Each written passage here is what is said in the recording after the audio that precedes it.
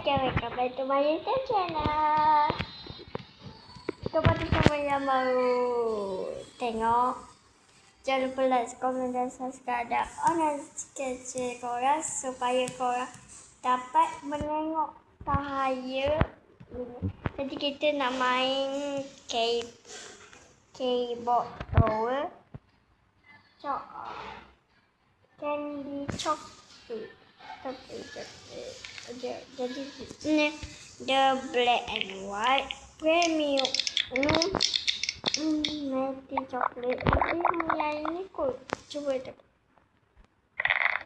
Oh betul lagi tu. Betul tak? Yang ini slime. Yang ini sticky. Kristal. Cracky.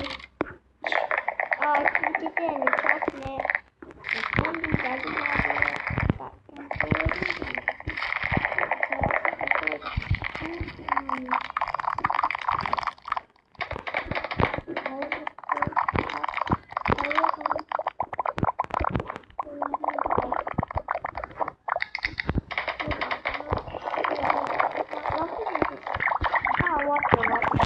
satu je. Jadi langsung kita mula je guys. Saya nak pakai yang macam ni lah guys. Walaupun first time pakai yang macam ni. Ini tu tahu part 2 no part 1. Tapi yang tak kenal saya tengoklah video yang pertama saya. Yang pertama tu. Saya main sendiri dulu. Siapa yang nak main dengan my friend?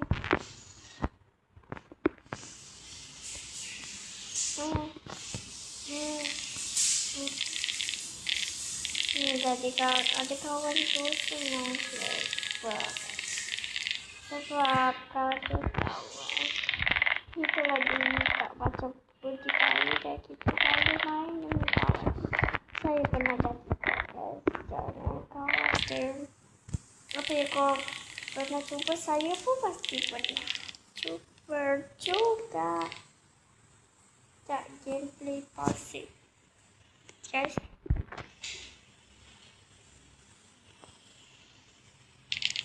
Oh guys, okay, mana kau sini?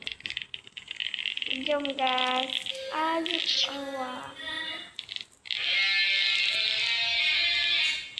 Jadi guys, kita lompat saja di sini.